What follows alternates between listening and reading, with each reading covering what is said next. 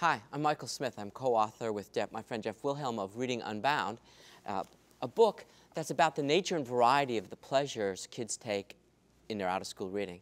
Jeff and I were interested in writing this book because we've both been teachers for a long time. I won't tell you how long. But we've always wondered why it is that kids who wouldn't do reading in our classrooms were reading hours upon hours outside of class in reading that they chose.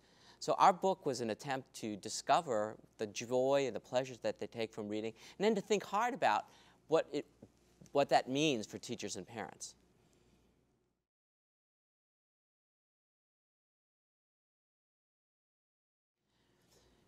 So one of the things we found out in our book is that kids read what's important to them to read at particular points in their lives.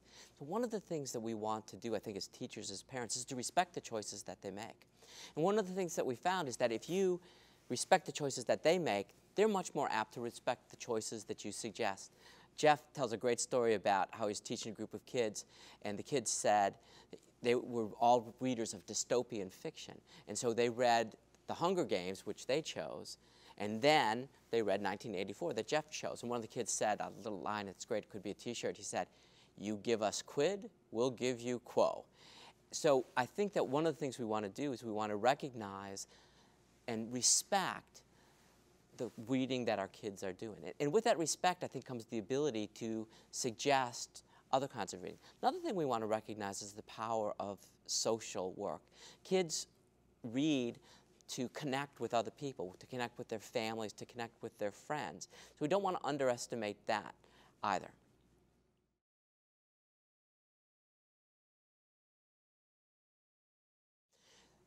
One of the remarkable things we found in our book is what we write about, in essence, is that kids take 4 different kinds of pleasure.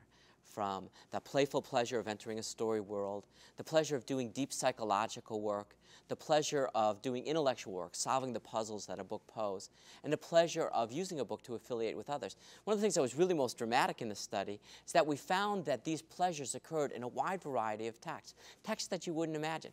Let's take, for example, vampire novels. Why does somebody read a vampire novel? For really significant reasons. One of the vampire novel readers, for example, said, "Well, I want to, as a person, you have to be aware of the people and places that suck the life out of you." She was using the vampire novels to help her think about the people and situations she should avoid. For example, when they read dystopian fiction, they read it not to say what was wrong, but to think about how they could make it right. And those are just 2 examples that there was a profound power in genres that are often marginalized by schools and worried about by parents. One of the things we think our book says is that we need to pay respectful attention to the choices that kids make.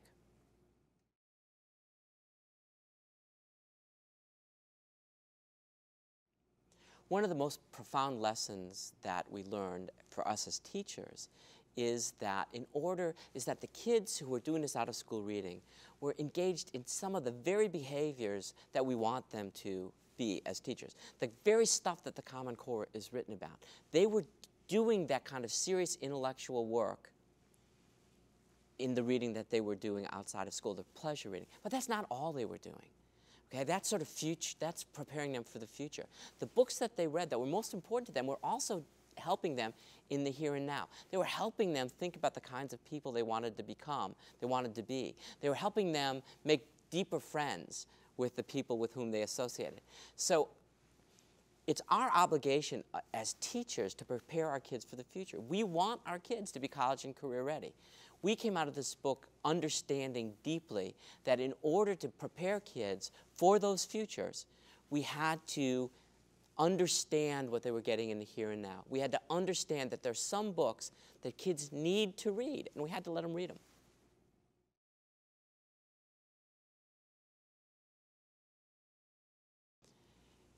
As parents and teachers, we need to make considerations of pleasure central to the work we're doing with young people.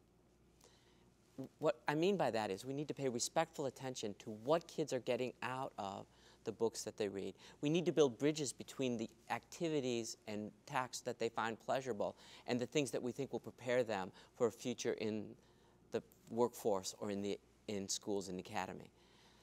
Make pleasure more central to your practice. I think everything changes if you do.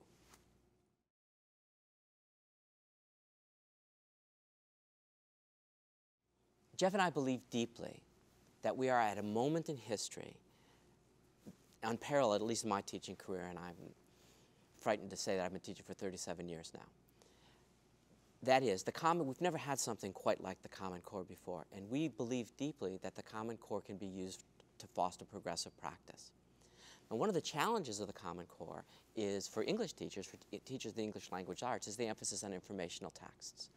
One of the things that we found, and that we believe deeply, is that what you have to do in thinking about informational texts is put them in a context that provides the same kind of pleasure that non-informational texts do. So for example, we had one of the girls who was a vampire reader wanted to find out about Romania. Okay, they were putting those things in connection. When pursuing an inquiry about what sustains or interferes with love relationships, romance novels help you think about that. So too did a story about a Muslim and a Christian in Bosnia and what happened with their parents. So if we want to achieve the Common Core, I think what we want to do is create contexts where we put literary texts or narrative texts in conversation with informational texts to enliven both of them.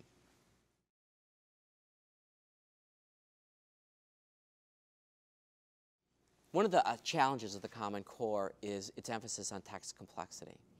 We think one of the most significant findings of our study is the interpretive complexity in which kids were engaged. That is, that in the books that they loved to read, they were doing exactly what the Common Core said. They were thinking deeply. They were making authorial generalizations. They were studying how texts were constructed, sometimes so they could understand them more deeply, sometimes so they could write them or texts of that sort themselves.